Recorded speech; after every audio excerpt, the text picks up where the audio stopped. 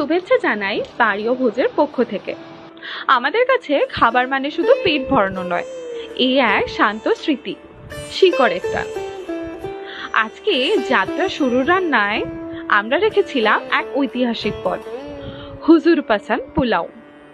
লখনৌয়ের নবাব আসাদউদ্দৌলার রাজসভায় এক শাহী বাবুর্চি এই পদের সূচনা করেছিলেন 1800 শতকের শেষে। ঘি মাখা বাসমতি চাল, মাংস, জাফরান, বাদাম, কিশমিশে তৈরি হতো এই পোলাও, যা একসময় নবাবের মুখে হাসি আনতো। আজ সেই রেসিপি আমরা বানাই ধৈর্য আর ভালোবাসায়।